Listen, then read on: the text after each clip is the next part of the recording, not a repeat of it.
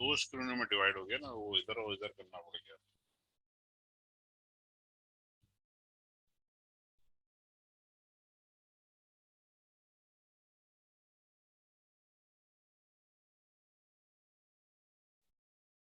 ठीक है। अच्छा, तो हमारे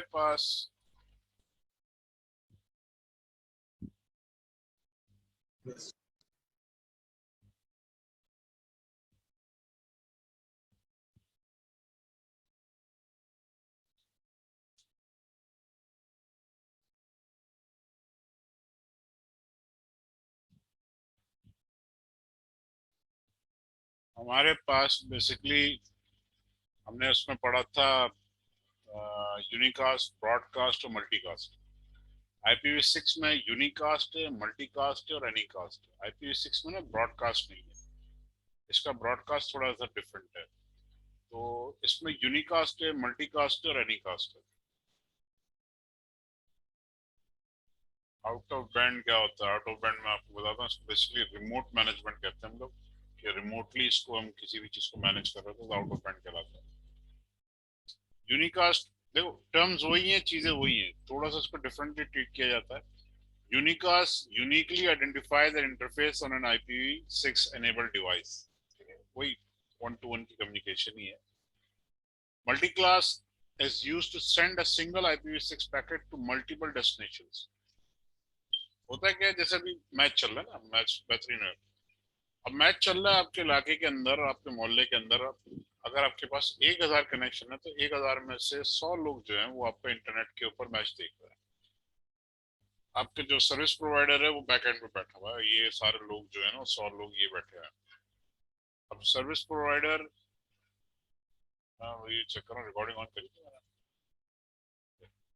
अब सर्विस प्रोवाइडर क्या करता है कि उसके पास एक पैकेट रिसीव होता है, वो एक पैकेट जो है वो स्ट्रीमिंग का है, वो उस मैच का जो पैकेट है, लाइव मैच का जो पैकेट है वो आ रहा होता है। तो वो लाइव मैच का पैकेट जो है वो ISP के पास, या आपको जो सर्विस प्रोवाइडर बैक एंड पे आपका केबल नेट वाला जो है उसके पास एक पैकेट आता है। वो एक पैकेट फिर वहां से कॉपी होता है कि यहाँ पे कितने लोग हैं जो मैच देख रहे हैं। 1,000 घर में से अगर 100 लोग मैच देख रहे हैं ना, तो यहाँ के जो मशीनें होंगी, जो सिस्टम होंगे, मोबाइल फोन होंगे या लैपटॉप होंगे, वो इस राउटर के ऊपर आके बता देते हैं कि जी हमें ये पैकेट चाहिए मल्टीकास्ट का। तो राउटर क्या कहता है, उसके पास 100 पैकेट की कॉपी बनाएगा और उन 100 को ही भेजेगा। ये टेक्निकल टर्म है, ठीक है। कि आपका एक पैकेट आया और वो उन्हीं 100 को जाएगा, बाकी 900 को किसी को नहीं जाएगा, सिर्फ उन 100 को जाएगा जो वो स्ट्रीमिंग देख रहे हैं। तो ये कहलाता है मल्टीकास्टिंग। मल्टीकास्टिंग हमारे एक बहुत बड़ा प्रोटोकॉल है, ये प्रोटोकॉल ही सेपरेट है और इसके अंदर बहुत जबरदस्त काम किया जाता है, ठीक है। Multicast is used to send a single IPv6 packet to multiple destinations। Anycast, Anycast जो है काइंड ऑफ ब्रॉडकास्ट आप कह सकते हो उसको, थोड़ा सा डिफरेंट है। There is an ionic IPv6 unicast address that can be assigned to multiple devices। आपने यूनिकास्ट का एक ही IP एड्रेस जो है वो मल्टीपल डिवाइस को असाइन कर दिया। A packet sent to an anycast address is routed to the nearest device having that address। तो एनीकास्ट में होता है क्या है कि वो पैकेट ना सबसे करीब में जो होता है तो पहले उसको मिलता है। Note, unlike IPv6, IPv4, IPv6 does not have a broadcast address. However, there is an IPv6 all nodes multicast address that actually give the same results। तो उन्होंने,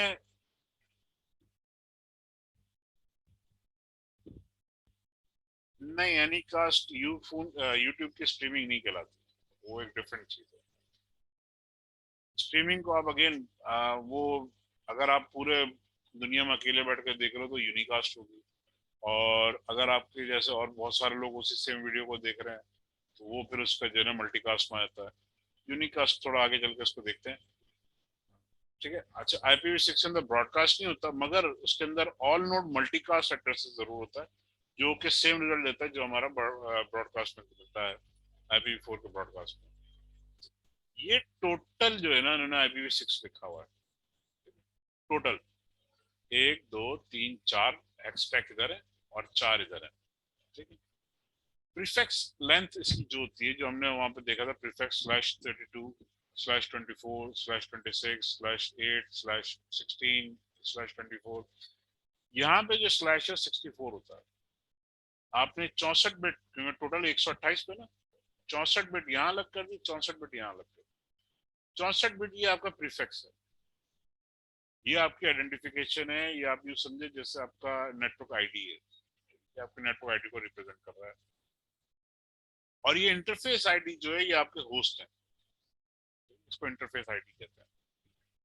Prefix length is represented in slash notation and it is used to indicate the network portion of the IPv6 address. Network portion of the IPv6 address, तो ये network portion आपका आ गया। Define slash के जरिए क्या था कि 64 बिट हमने लिया। The IPv6 prefix length can range from 0 to 128. ये इसकी खूबी एक बहुत बड़ी, 0 से लेके 128 पूरे का पूरा हो सकता है। The recommended IPv6 prefix length for LAN and most of the type of network is 64. तो अभी हम 64 पे ही काम करेंगे। अभी इंटरनेट को लोगों को आदी बनाने के लिए, लोगों को IPv6 समझाने के लिए, उसको लाने के लिए ना बहुत सी चीजें कंट्रोल करेंगे IPv6 को। जैसे हम लोग नॉर्मली जितने भी नेटवर्क बनाएंगे CCNA के अंदर, सिस्को एग्जाम के अंदर भी, वो यहीं से स्टार्ट होगा, ये वैल्यू चेंज नहीं होगी। 2001 DB8, ठीक है, यही वैल्यू रहेगी राउटिंग के लिए जो हम राउट करेंगे। It is strongly recommended to use 64-bit interface ID for most networks. This is because stateless addresses auto configuration uses 64-bit for the interface ID. It also makes subnetting easier to create and manage. इसके फायदे हैं 64-bit के अंदर, तो हम जैसे मैंने पहले कहा ना, हम 64-bit ही यूज करेंगे और आगे तक प्रोफेशनल लाइफ में फिलहाल 64-bit ही यूज किया जा रहा है।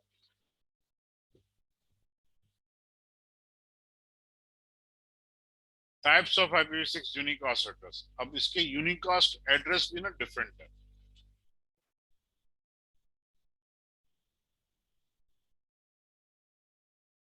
हमारे पास है ग्लोबल यूनिकास्ट एड्रेस, एक हमारे पास है लिंक लोकल एड्रेस। अच्छा, ये दोनों डिफरेंट आईपी एड्रेसेस हैं, दोनों को अलग अलग लिखा जाएगा।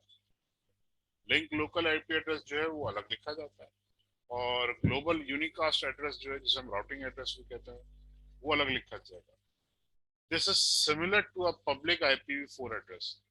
पब्लिक IPv4 एड्रेस जो इंटरनेट पे चलता है उसको हम पब्लिक IPv4 एड्रेस कहते हैं।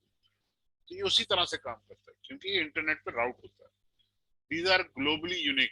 ये आईपी एड्रेस दुनिया में किसी और के पास नहीं होना चाहिए, और उसका मैकेनिज्म इस तरह बनाया गया, सिस्टम इस तरह बनाया गया कि किसी और के पास मिलेगा भी नहीं। तो ये बहुत यूनिकली इसको एड्रेस किया जाता है। इंटरनेट राउटेबल एड्रेसेस, इंटरनेट के ऊपर इसकी आराम से राउटिंग हो सकती है, इसके अलावा जो है ना वो राउटिंग नहीं होगी। Link local address जो है required for every IPv6 enabled device and used to communicate with other devices on the same local link. Internal communication के लिए, जैसे हमारे ऑफिस के नेटवर्क्स होते हैं या घरों के नेटवर्क्स हैं, उनके आपस में कम्युनिकेशन के लिए जो हमारी डिवाइसेस हैं वो जो आईपी एड्रेस 6 यूज करेंगे वो लिंक लोकल यूज करेंगे, वो डिफरेंट है, ये डिफरेंट है, दोनों को अलग अलग लिखना पड़ेगा। ठीक है, तो LLAs are not routable and are configured to a single link. LLA जैसा है ये राउट नहीं हो सकते।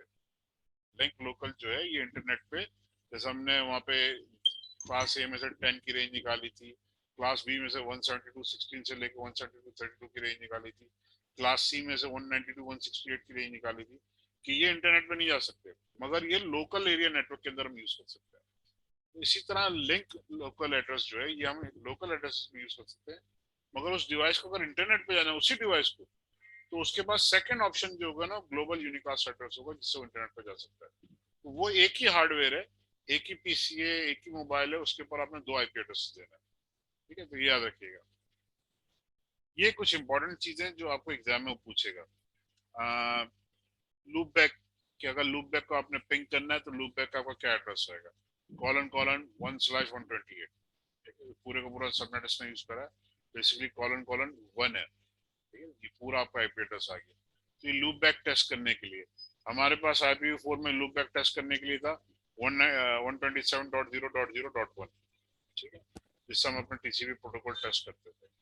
अनस्पेसिफाइड एड्रेस सेम उसी के अंदर वो अनस्पेसिफाइड एड्रेस को यूज कर रहा है कि अगर कोई एड्रेस आपको सर क्लियर नहीं है। जी sir loop back explain hello. Sir loop back explain करते हैं। लूप बैक एड्रेस बेटा बड़ा सिंपल सा होता है। आपके पास हर सिस्टम के अंदर ना ये प्रोटोकॉल अपने आप मौजूद होता है। जैसे अगर मैं यहाँ पे अपने पास एग्जांपल दिखाऊं,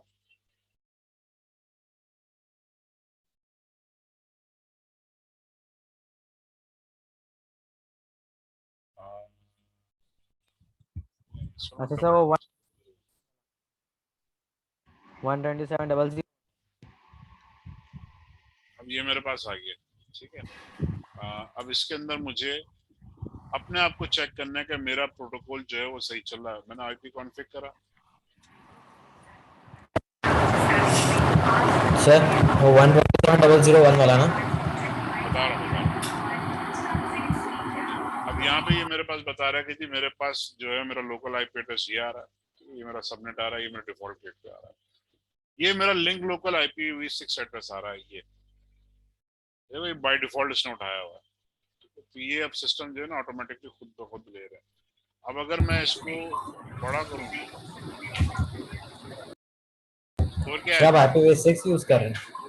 दोनों यूज करता हूँ। अच्छा, बैटिंग कौन कर रहा है? पता नहीं सर, मैं तो नहीं देखता मैच। कोई तो देख रहा होगा यार। 4 विकेट हो गई सर, ये पता है। अब खेल कौन रहा है, बैटिंग कौन कर रहा है? और प्लस एंड करें फिर देखते हैं। वाह वाह वाह, क्लास तो बेटा टाइम पे ही चलेगी। ठीक है, ये देखो ये आ रहा है, मैंने इसको डिटेल में ले लिया। लिंक लोकल एड्रेस जो आ रहा है मेरे पास IPv6 का, वो ये लिखा हो रहा है, ये स्टार्ट होगा FE80 से। ठीक है, ये इसकी निशानी है। अब ये प्रिफर्ड इसने जो है ना यहाँ पे अपने आप ही इसको जनरेट कर दिया। ये कैसे जनरेट करेगा अभी थोड़ी देर में आगे चल के देखेंगे। ठीक है, ये मेरा फिजिकल एड्रेस आ रहा है 28E347 2C AB48, ये आ रहा है। अच्छा, अब मेरे पास लिंक लोकल एड्रेस कहाँ गया? ये रहा लिंक लोकल एड्रेस, ये आ रहा है। ये सारा FE80 से स्टार्ट होगा, ये आ रहा पूरा का पूरा। अब इसको आगे चल के देखते हैं हम इसको कैसे यूज करेंगे। तो ये पूरा एड्रेस इसमें आ रहा है, ठीक है। Link local address by default आपके पास भी आ रहा होगा।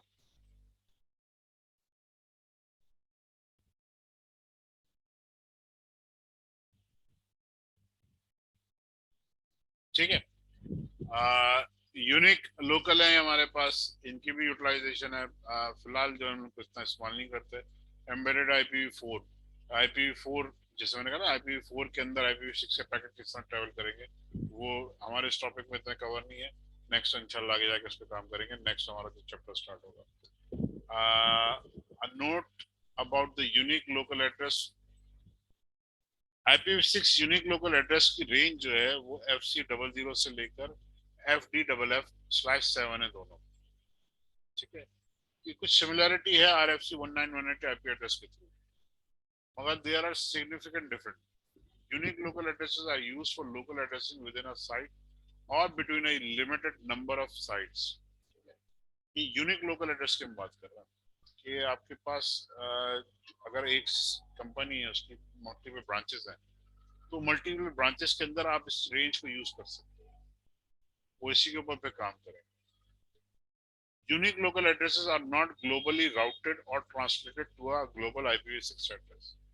ये भी ग्लोबली राउटेड या ग्लोबल ट्रांसलेट हो सकते हैं, ये लोकल लिंक लोकल, मगर ये यूनिक लोकल एड्रेसेस जो आप बड़े पैमाने पे यूज कर सकते हो। Many sites use the private nature of RFC 1900 address to attempt to secure or hide their network from potential security risk. Netting का जो हमारा कॉन्सेप्ट था ना, उसकी वजह से जो है दुनिया को एक सिक्योरिटी का फेज मिल जाता है कि उनकी जो ग्लोबल आईपी होती है या जो उनकी पब्लिक आईपी होती है वो राउटर या फायरवॉल पे कॉपी कर देते हैं और उसके पीछे हमारा पूरा नेटवर्क सिक्योर हो जाता है। तो उस चीज को देखते हुए ना इन्होंने ये यूनिक लोकल एड्रेस बिल्ड करा ताकि उसी सिनेरियो को कंटिन्यू किया जा सके। अच्छा, ग्लोबल यूनिकास्ट एड्रेस जो मेनली हमने यूज करना है, are globally unique and routable on the IPv6 internet. Currently, only global unicast address with the first 3 bits of 0001 or 2000/3 are being assigned. अभी पूरी दुनिया में जो नंबर बट रहे हैं वो 1 से लेकर 2000 तक, अभी से पूरी दुनिया में बहुत लिमिटेड है। 2000 नेटवर्क्स नहीं है, ये 2000 की रेंज है। अब इसके अंदर बैकएंड के ऊपर जो है ना, हर हैक स्टैक के अंदर इसको हम डिफरेंशिएट करते रहेंगे, तो ये बहुत बड़ा नेटवर्क बन सकता है। यानी एक मोहताज अंदाजे के मुताबिक आप इसके ऊपर पूरी दुनिया को कवर कर लोगे आराम से, बाकी सारे खाली पड़े हुए हैं। ये एक बहुत बड़ी रेंज है हमारे पास इसके अंदर। Currently available Goa begins with a decimal 2 or 3. This is only 1/8 of the total available IP address. 1/8 है टोटल एड्रेसेस का जिससे हम पूरी इंटरनेट कम्युनिटी से मुस्तफिद हो सकते हैं। तो ये अभी सिर्फ 3 यूज किए गए हैं यहाँ पे। टोटल हमारे पास 4 हेक्साटेक है ना, उसमें से 3 यूज किए गए। एक बहुत बड़ा हमारे पास डिफरेंस आएगा IPv6 के ऊपर जब हम लोग ट्रांसफर होंगे। ये जैसे बैकएंड पे अगर मैं आपको ग्लोबल राउटिंग प्रीफिक्स जो है वो आपके शुरू में आ जाएगा, उसके बाद आपके पास सबनेट आ जाएगा। ये सब मिलाकर 64 बिट है। इसको हटाकर इंटरफेस आईडी जो है ये आपका होस्ट एड्रेस की टाइप का होगा, तो ये हट जाएगा। Subnet plus global routing prefix ये मिलाकर आपकी नेटवर्क आईडी कहलाएगी। जैसे हमने पहले देखा ना 64 बिट 64 हेक्साटेक, वो यही है। The global routing prefix is the prefix /64 जिसको हम prefix कह रहे हैं, तो /64 ही रहेगा।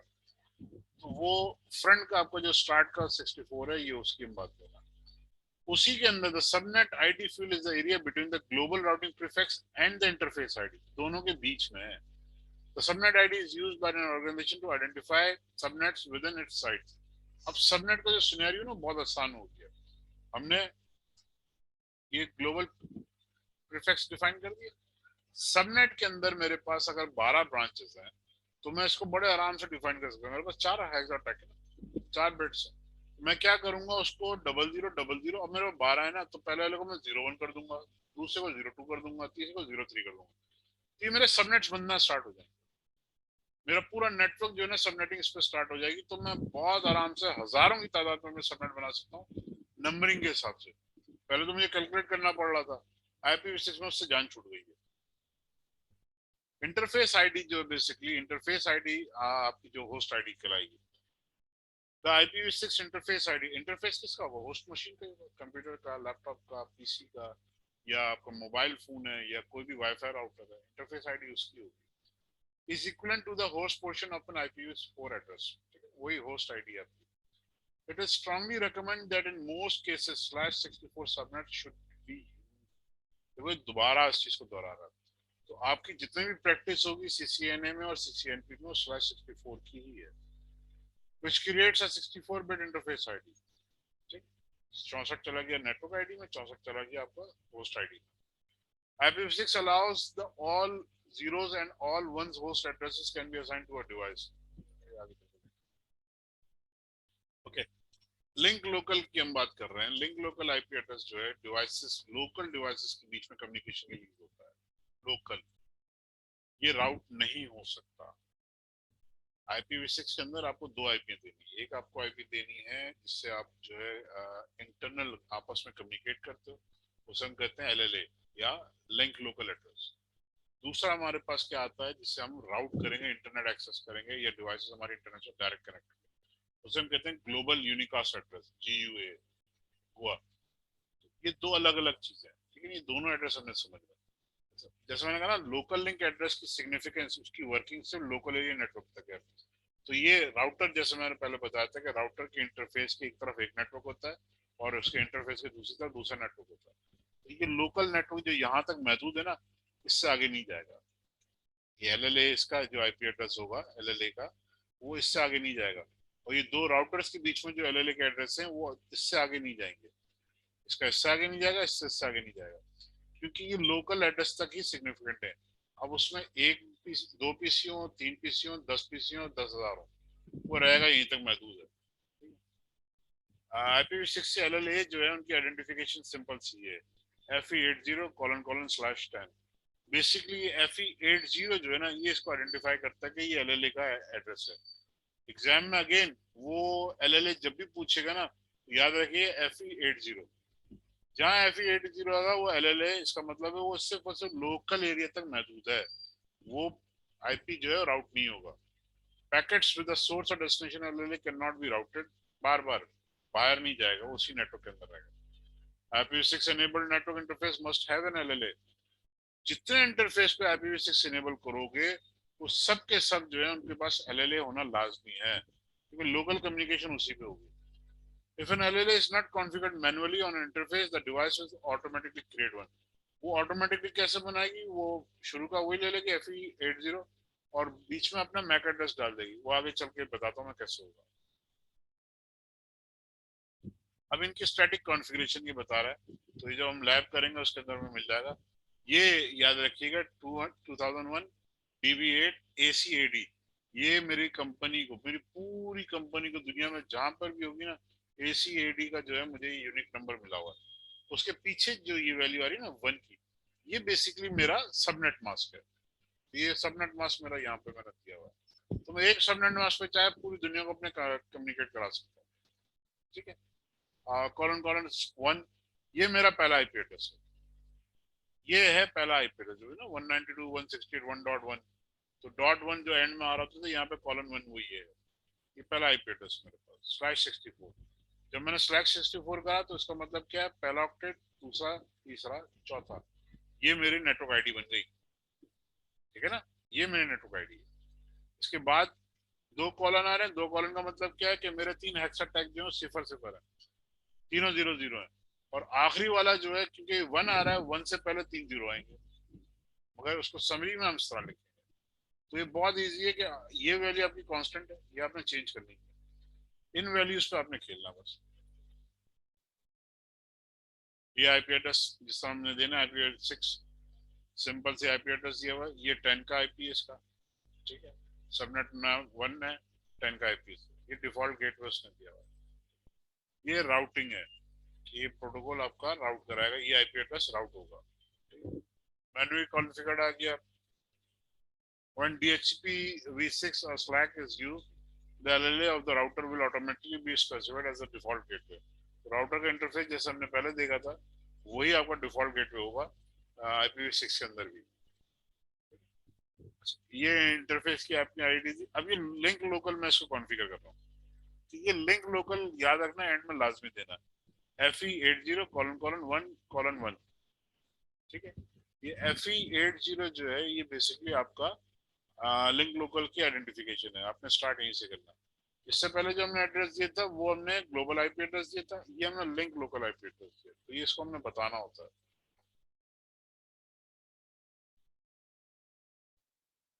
अब ये आपस में मैसेजिंग चल रही है ना, राउटर सोलिकेशन और राउटर एडवर्टाइजमेंट, ये जब राउटर्स को हम आपस में पैकेट देंगे तो वो जब आपस में कम्युनिकेट कर रहे होंगे LLA के ऊपर या ग्लोबल के ऊपर, तो ग्लोबल IP एड्रेस और लोकल IP एड्रेस जो आपस में कम्युनिकेट कर रहे हैं, तो 2 मैसेज आपस में एक्सचेंज हो रहे होते हैं। Are send by host devices discover IPv6 routers. ठीक है, RS का जो मैसेज जाएगा वो सबको भेजेगा, host devices discover the IPv6 router, कि IPv6 का जो राउटर है वो कौन है। ठीक है, उसके लिए जो मैसेज हमारे पास जाता है उसे हम कहते हैं router सोलिकेशन। Router advertisement messages are sent by routers to inform host on how to obtain IPv6 GUA and provide useful network information such as, ये सारी इंफॉर्मेशन जो है जैसे हमारा DHCP सर्वर काम करता है, IPv6 के अंदर मैंने IPv4 के अंदर मैंने DHCP सर्वर खड़ा करा। DHCP 6 के 4 के में लैब करी थी ना DHCP। Yes sir. DHCP के अंदर हमारे पास क्या होता है कि सिस्टम जब बूट होता है, ऑन होता है, तो नेटवर्क ढूंढने निकल जाता है क्या मेरा DHCP सर्वर कौन है। जब वो DHCP सर्वर के पास जाता है तो वहां पे उसके इंटरफेस पे इसको जब एंटर होता है तो वहां से उसके पास एक टेबल होता है DHCP सर्वर के पास कि ये मैक आईडी आई है मेरे पास, इसको मैंने ये IP एड्रेस देना, ये मैक आईडी आई है मेरे पास, इसको मैंने ये IP एड्रेस देना। तो IP एड्रेस को मैनेज करने का काम जो DHCP सर्वर का होता है। IPv6 के अंदर जो है वही काम एक राउटर भी कर सकता है, एक उसका सर्वर भी अलग से कर सकता है। होस्ट डिवाइस जब ऑन होगी, जब स्टार्ट होगी, तो वो RS का मैसेज भेजेगा तमाम होस्ट डिवाइसेस। जी सर लेकिन DHCP-v6 भी तो है पैकेट प्रेजर। है ना, वो आप राउटर पे करें या सर्वर पे करें, ये तो कह रहा हूँ। अगर एक ही आपको बात है सर्वर पे करना है तो DHCP v6, बात वही है। ठीक है नाम आपको मुख्तलिफ मिलेंगे, सर्वर आप ले लो, राउटर ले लो, स्विच ले लो, कोई भी ऐसा हार्डवेयर जो DHCP सर्विसेज को सपोर्ट करता है वो IPv4 को भी सपोर्ट कर रहा है, वो IPv6 को भी सपोर्ट कर रहा है, ठीक है ना। यस सर RS से जो है ना आपको डिफॉल्ट गेटवे पता चल जाता है कि जी मेरा जो राउटर है जहाँ से मेरा इंटरनेट का ट्रैफिक बाहर जाएगा वो कौन है, तो RS का प्रोटोकॉल है वो पता करता है।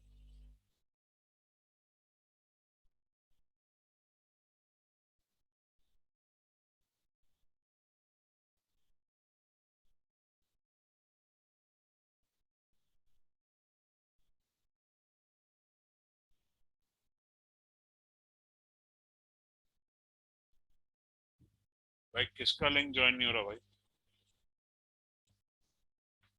मेरे पास कोई रिक्वेस्ट नहीं है। अच्छा, अब जो हमारा एडवर्टाइजमेंट है, जो राउटर हमारा या DHCP सर्वर हमारा जो मैसेज भेजेगा IP एड्रेस 6 के लिए साथ साथ, उसमें नेटवर्क के prefix, prefix length, default gateway address, DNS address, domain का नाम, ये सारी इंफॉर्मेशन जो हमारे पास DHCP सर्वर में IP4 में होती थी उससे ज्यादा इंफॉर्मेशन जो है वो हमारा DHCP v6 या DHCP IPv6 सर्वर भेजेगा। ये सारी इंफॉर्मेशन जो है वो भेजता है। Okay, Slack allows a device to configure GUA without the services of DHCP6. Slack जैसे हमने IPv4 में देखा था अपीपा की तरह ये काम करता है। Slack, मैं Slack कहता हूँ उसको। Slack बेसिकली क्या कर रहा है कि आपकी डिवाइस को अगर DHCP सर्वर नहीं मिल रहा तो ऑटोमेटिकली अपने पास IP एड्रेस IPv6 का IP जो है खुद अपने आप को असाइन कर रहा है। उसकी भी एक टेक्निक है कि वो डुप्लीकेट ना हो सके। Devices obtain the necessary information to configure GUA from the IPv6 RA message of the local router.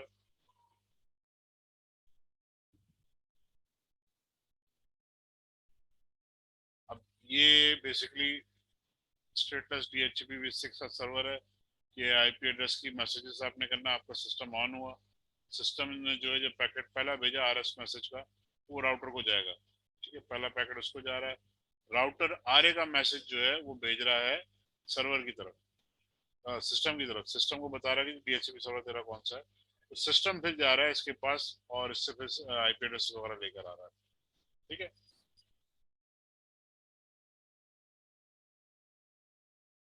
हमारे पास टाइम फिर एंड होने वाला है,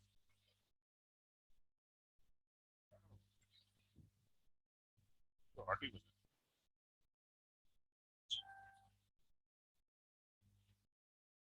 ओके, EUI जो है 64 प्रोसेस वर्सेस रैंडमली जनरेटेड।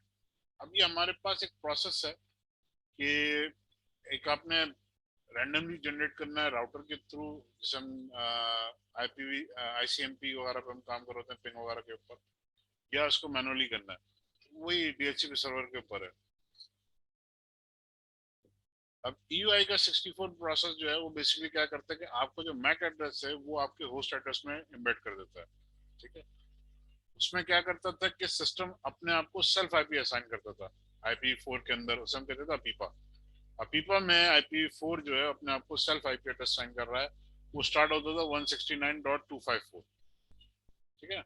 मगर यहाँ पे क्या हो रहा है कि सिस्टम अगर अपने आप को IP एड्रेस असाइन कर रहा है तो उसे हम कह रहे हैं extended unique identifier, EUI। EUI 64 का प्रोसेस है, 64 एंड का जो हमारा 64 बिट है /64 के बाद का, उसके अंदर वो काम कर रहा है। वो क्या करता है, a 16-bit value of FFFE in hexadecimal is inserted into the middle of the 6048 bit of Ethernet MAC address। आपको जो MAC एड्रेस है ना, इस MAC एड्रेस के बीच में तीन वैल्यूज ये आ गई, तीन वैल्यूज ये आ गई, इन दोनों के बीच में जो है वो FFFE की वैल्यू डाल देगा, क्योंकि मैक एड्रेस कितने बिट होता है, 48 बिट 48 बिट होता है। तो हमारे पास कितने बिट फारिग रह गई, क्योंकि IPv6 का जो हमारा होस्ट का पोर्शन है वो 64 बिट का, तो अगर 48 बिट जो है वो मेरी मैक एड्रेस है तो बाकी कितना फ्री है, 16 बिट वैल्यू। उस Yes, 16 sir. बिट वैल्यू को पूरा करने के लिए जो है ये ट्रिपल एफ ई का जो है ना इंसर्ट किया जाते हैं वैल्यू, ये इसके अंदर आ जाती है। ठीक है, तो ये इसकी एक टेक्निक है कि आपके मैक एड्रेस को पूरा यूटिलाइज करने के लिए। अच्छा, एक काम और क्या करते हैं, सेवंथ बिट, सातवां बिट जो है क्लाइंट का, उसको रिवर्स कर देते हैं फ्रॉम बाइनरी 0 to 1। सातवें बिट की जो भी वैल्यू ना, अगर वो 0 है तो उसको 1 कर देंगे, 1 है तो उसको 0 कर देंगे। तो ये वैल्यू जो है ये इससे चेंज होगी। ठीक है ना, ये सातवां बिट बनता है। ये उसकी एक एग्जांपल दी है कि अगर हम एक आईपी एड्रेस बनाते हैं, तो ये रैंडम जनरेटेड आईपी एड्रेस है, ये मेरा आईपी एड्रेस जो है ये ग्लोबल राउटेड आईपी एड्रेस है, इसको मैं इंटरनेट पे यूज कर सकता हूँ। और लिंक लोकल जो है मेरा FE80 ये आ रहा है, ये मैं यहाँ यूज कर सकता हूँ। डिफॉल्ट गेटवे जो है मेरा ये रहा। ठीक है ना, वो 1 का नॉर्मली हम आईपी एड्रेस देते हैं ताकि हमें आसानी रहे। बीच में सारे 0 आ गए, उसके बाद ये आ गए। ये आईपी एड्रेस जो आपका आ रहा है, ये बेसिकली कौन सा आईपी एड्रेस है, ये पूरे का पूरा आपका होस्ट आईपी एड्रेस है, 1 2 3 4, पूरे का पूरा आपका होस्ट है। To ensure the uniqueness of any IPv6 unicast address, the client may use a process known as duplicate address detection, DAD। कि आपका एड्रेस डुप्लीकेट है क्या नहीं है। हमारे पास IPv4 के अंदर जो है हमें पता चलता है, एक एरर आ जाता था आईपी कॉन्फ्लिक्ट का। यहाँ पे जो एक प्रोसेस है डुप्लीकेट एड्रेस डिटेक्शन, DAD, वो इस चीज को इंश्योर करते हैं कि प्रोसेस आपका आईपी एड्रेस डुप्लीकेट बनेगा ही। This is similar to an ARP request for its own address. If there is no reply, then the address is unique. वो बेसिकली उस चीज को पहले पूरे नेटवर्क पे सर्च करता है कि एड्रेस किसी और के पास तो नहीं है, नहीं है तो फिर वो एड्रेस अपने आप को असाइन करता है। ओके, डायनामिक एलएलएस, यार ये डिटेल मेरा ख्याल में हम इसको प्रैक्टिकल में लेकर आते हैं पहले। ये देखो यहाँ पे क्या कर रहा है कि सिस्टम को इसने आईपी कॉन्फ़िगर करा, FE80 उसने कहा, ये जो इसकी वैल्यू आ रही है, ये ट्रिपल एफ ई बीच में जो बता रहा है ना, ये बता रहा है कि ये इसने मैक आईडी यहाँ यूज करा हुआ है, ये इसका मैक आईडी यहाँ से यहाँ तक आ गया, इसकी वैल्यू जो है ना फ्लिप हुई है, वो हम कैलकुलेट कर सकते हैं। ये पूरा आपका मैक आईडी इसने यूज कर लिया, इसको वो यूज कर रहा है लिंक लोकल एड्रेस के लिए। ठीक, इसी को, इसी वैल्यू को वो यूज कर रहा है IPv6 के अंदर राउटिंग प्रोटोकॉल के अंदर। एक चीज तो हमारे पास फैक्ट एस्टेब्लिश है ना कि दुनिया के अंदर मैक आईडी सबकी यूनिक है, भले वो ब्लूटूथ की कोई डिवाइस है, भले वो वाईफाई की है, इंफ्रारेड की, जितने भी नेटवर्क आईडी है, जितने भी नेटवर्क कार्ड्स हैं, किसी मीडियम पे काम कर रहा हूँ, उन सबका मैक आईडी जो डिफरेंट होता है।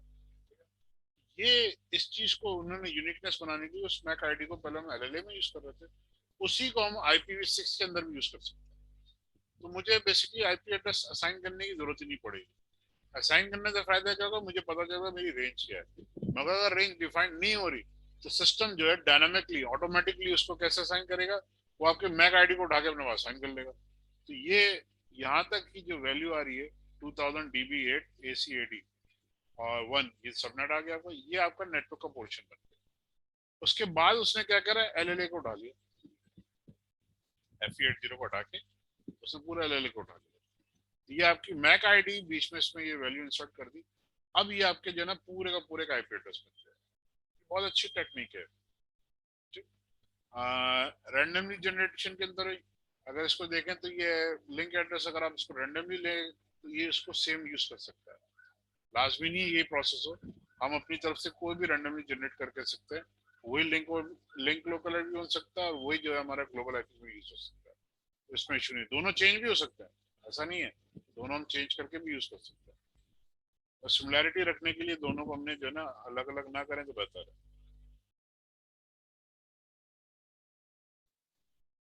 यहाँ टाइम ज्यादा आ रहा है। Dynamic analysis on Cisco router, अब सिस्को राउटर के ऊपर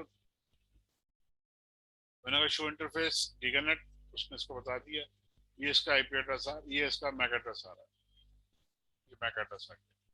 अब मैंने कहा जी शो IPv6 इंटरफेस ब्रीफ, उसके अंदर मुझे ये बता रहा है कि ये मैक आईडी इसने यहाँ यूज करा हुआ है LLA के अंदर, ये LLA की वैल्यू है। आईपी एड्रेस देखो कुछ और आ रहा है, आईपी एड्रेस मैंने असाइन करा हुआ है, और यहाँ पे जो है वो वैल्यू मैक आईडी की आ रही है। ठीक है, ट्रिपल एफ ई बीच में इंसर्ट हो रहा है, सेम वही सिनेरियो हो रहा है। ये कमांड है बेसिकली आपको आईपी एड्रेस वगैरह वेरीफाई करने के लिए राउटर के ऊपर। IPv6 मल्टीकास्ट, मल्टीकास्ट के जिसका प्रीफिक्स है वो FF00 है। मल्टीकास्ट IPv4 के सर अंदर जो थी वो 224 थी। सो मीटिंग स्टार्ट कर ले, शायद 2-3 मिनट बाकी है। क्या कर लूं? मीटिंग भी स्टार्ट कर ले, शायद 2-3 मिनट बाकी है। हाँ वो मैं चाह रहा हूँ स्लाइड क्लोज हो जाए। ठीक है। IPv6 के अंदर मल्टीकास्ट में क्या होता है कि जैसे हमने देखा था ना, IPv4 के अंदर 224 से स्टार्ट होता है, जहाँ पे 192 या 10 की वैल्यू दे रहे थे शुरू में, वो नेक्स्ट क्लास डी के अंदर, क्लास ए बी सी जो है, क्लास सी जो एंड होती है वो 223 पे होती है, 223 के ऊपर होती है। क्लास डी जो स्टार्ट होती है 224 से होती है। क्लास डी जो है पूरी की पूरी मल्टीकास्टिंग में होती है। यहाँ पे मल्टीकास्टिंग में जो प्रीफिक्स है वो FF00/ है। तो शुरू के जो 2 ऑक्टेट हैं उसके अंदर FF00 और बाकी सारे जीरो देके वो आपके मल्टीकास्टिंग के एड्रेस बन जाते हैं। मल्टीकास्टिंग इस कोर्स में इतना है नहीं, एग्जाम में वो सिर्फ इतना पूछ लेता है कि मल्टीकास्ट के प्रीफिक्स क्या है। मल्टीकास्ट की जो लैब्स वगैरह हैं, जो सारा काम है वो हमारे पास जो है उसमें है CCNP के अंदर। मैं आपको दोबारा मीटिंग का लिंक भेजता हूँ।